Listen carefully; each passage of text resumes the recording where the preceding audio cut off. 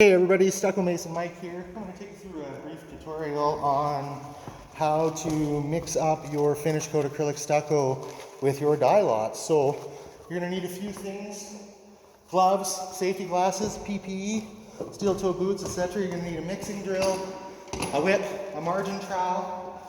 You're going to need an empty bottle that's the same size as the dye bottles you're using, and then obviously an X-Acto knife to open your pail, and a scrub brush to clean. So first thing we're going to do, we have our pail cup, we're going to open it. Really important part is scraping off any dry chunks that the pails have and disposing them in a waste bin. These dry stucco particles on the edge of the pail won't mix in, so make sure if you're scraping them off the side that you don't leave them in the pail, because they will leave little white dots in your finish coat if you don't do so. So each pail, double check. Use a margin trowel to scrape it out, just pause it in the waste bin. Once that's done, you can start adding your dye. We usually add about 30 ounces of water, which for layman's terms is a large double-double from McDonald's cup and a half.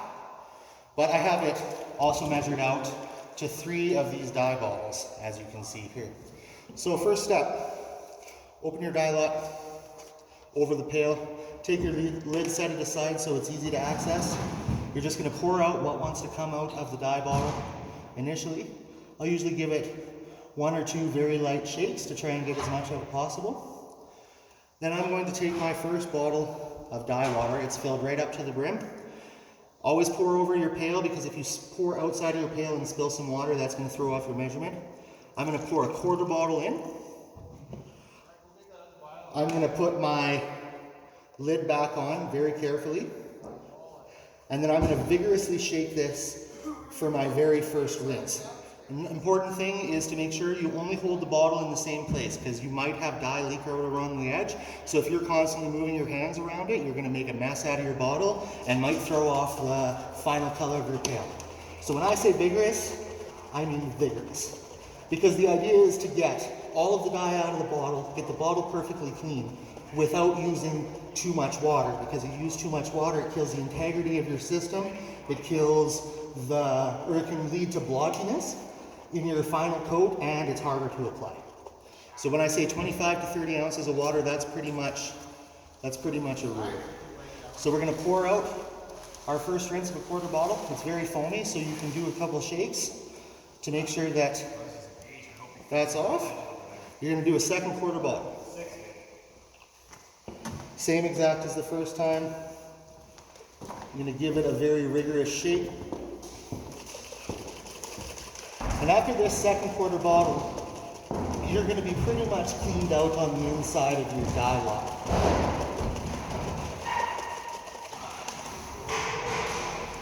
Once again, after the vigorous shake, take your lid, set it off someplace safe, and you pour your lid out, your bottle out. And as you can see, inside, you're still a little gooey, but it's mostly foam and it's all rinsed off the edges. We're going to take, you have a half bottle left on your first bottle. I'm going to use this. Always hold the bottle directly upside down and waterfall the water over, because as you can see, this is the best technique to get all of the dye off of the threads of the plastic lid. Pour what's remains in your bottle in, and you're going to give this a simple swish around with no lid, just to rinse the foam off, as all the dye is already on the outside of already rinsed off the plastic itself. Beautiful. So that's 1 bottle of water. Your bottle is pretty much clean, but we have to put 30 ounces in to get us the right consistency. So I'm going to take my second bottle. This will be 2 of 3. I'm just going to give another light rinse. About half. Lastly, you want to rinse your lid. As you can see, there's some dye in there, so I usually just pour it slowly, give it a really good shake as I'm pouring it. Once you can see not really a lot of dye left, you're going to want to scoop out this internal, there's a little gasket, a little foam gasket. You may need to use a margin trowel. And the reason I do this is, as you can see, once I remove the plastic, there's still a good amount of dye in there. So this is still 2 out of 3 bottles of water. So I'm going to rinse it half, I'm going to flip it and move it to the other side of the cap. I'm going to rinse it again. Perfect. So as you can see, our dye bottle is perfectly clean. There's no dye. There's no dye on my hands. There's no dye on the cap. Exactly as you want. Now your next stage, you just grab your whip and you're going to mix your pail. When you set your whip in your pail, don't plunge it all the way deep because you'll get a line of dye around the top, deeper, and you won't be able to plunge it any further to get rid of it, and then that could cause a problem. So I always put my whip in my pail just on an angle. I'll take my mixing drill, get it all hooked up and tightened.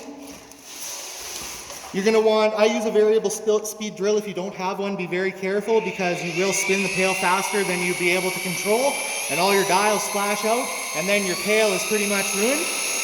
So I'm going to go nice and slow, and you can see the water and dye mixture starting to work in. And that's what you want to see. You'll have a puddle in the middle, and then you'll also see a lot of liquid still around the outside edges. So before you mix super fast, you're going to want to try and get the majority of that liquid even from the outside edge into the middle. I'll use this pulsing method. This pulsing method is really handy to control your speed and make it so you don't make a mess. Once there's no visible liquid left, you're going to grab your margin trowel one last time. Make sure your margin trowel is clean without any dye or white stucco from your scraping process earlier. And you're just going to want to push some of the stucco in the pail around the edge to pick up any dye that's caught on the edge, as you can see me doing right now. And don't be afraid to use a lot of the stucco when doing this, because it's very important to have all the dye from the bottle mixed properly into the pail. And then once this is done, it's pretty much as easy as just mixing. One thing I would say is, while you don't want to rub your whip on the bottoms or the sides of your pails because it could give you plastic shavings in your coating, you do want to make sure to get down to the bottom of your pail so you don't have white on the bottom of your pail. So I'm going to go right down to the bottom, and I'm going to plunge up and down. And then you're going to want to mix this for a solid couple of minutes, and you're going to want to make sure that any white that's on the sides is mixed in. You can see it with a trained eye when it's mixed properly or not.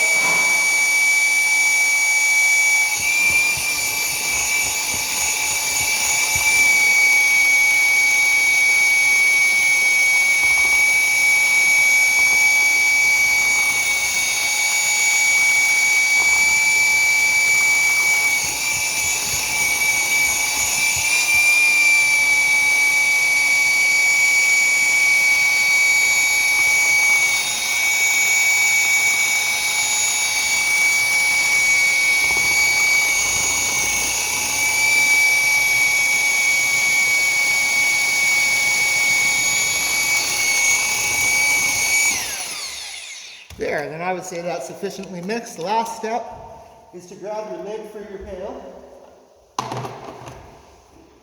Oh, I already, this one's pretty good. Sometimes you'll have some mess on the lid of your pail, and you just take it in the wash pail and give it a quick scrub, just so you don't transfer any white from the pail or the lid into your finished product. But yeah, unhook your drill. You're going to give this a little wipe into the pail, and then you're going to want to tap it. The reason we do the wipe is so that you don't get little drops on the floor.